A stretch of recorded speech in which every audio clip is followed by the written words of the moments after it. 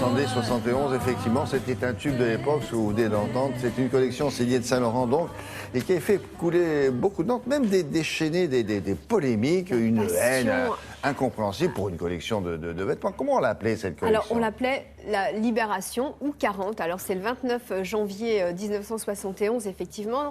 Rue Spontini, c'est encore ça, c'est là où il a ouvert sa maison de couture. Et pourquoi ça a fait polémique? Parce que c'était la première fois finalement qu'un couturier se plongeait dans le passé et présentait une collection, qu'on pourrait dire aujourd'hui, on parle de vintage. C'était la première fois et donc on ne comprenait pas, mais c'était assez incroyable parce qu'on l'a appelé dans Combat l'apprenti sorcier. C'était une expérience, non pas une grande collection dans le journal du dimanche, ou alors le Figaro, une triste occupation.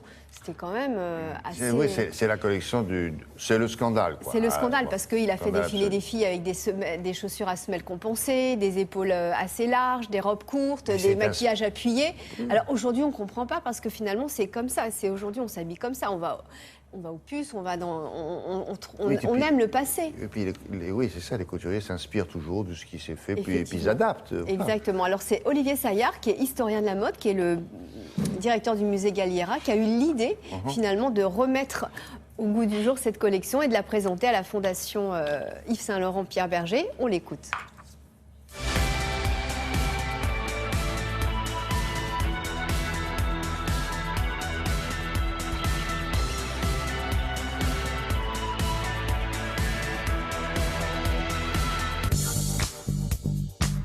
La Fondation Pierre Bergé Yves Saint-Laurent, on a décidé donc de consacrer une totale exposition à une collection qui avait fait scandale en 71, qui est une collection qu'on a appelée la collection Libération.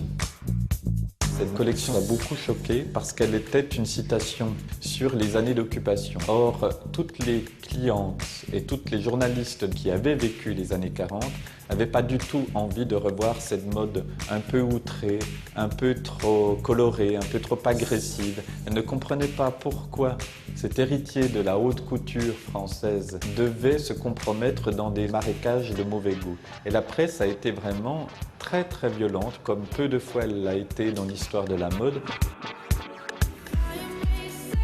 Il y a une personnalité qui a inspiré la collection qui n'est autre que Paloma Picasso. Lorsqu'ils se sont rencontrés, Paloma Picasso portait un turban de la guerre, des chaussures compensées. Elle préfigurait ce qu'allait être cette collection.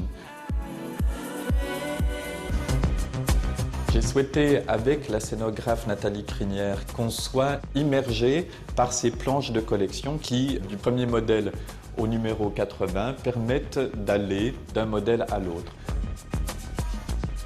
La collection 71 sont des vestes avec des épaules pagodes, c'est-à-dire exagérément carénées. Ce sont des robes drapées le long du corps, ce qui a conduit à dire que les robes étaient parfois un peu faites pour des filles de la rue Saint-Denis. Ce sont des robes avec beaucoup de bouquets de fleurs un peu kitsch qui sont placés sur les hanches ou au creux des seins. Ce sont des broderies aussi un peu kitsch, un peu voyantes. Ce sont des robes camouflage. C'est de manière incongrue des robes avec des motifs étrusques ou grecs que certains journalistes ont décriés comme des scènes de bacchanal absolument odieuses, des réminiscences du goût nazi pour l'art grec. Mais c'est une collection qui a dérangé aussi parce qu'elle avait une forme de dissonance. L'association des vêtements entre eux est presque dissident. Rien ne va avec rien et c'est de ce format un peu distrait qu'il y a quelque chose de très intemporel. Avec les explications, on comprend mieux ce qu'il a voulu faire à l'époque.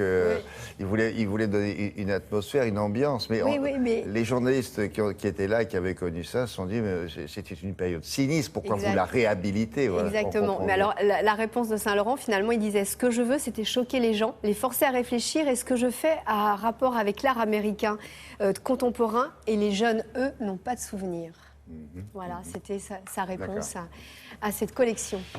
Merci beaucoup. À tout à l'heure. Avec Laurence Ostolazza, on va s'intéresser à...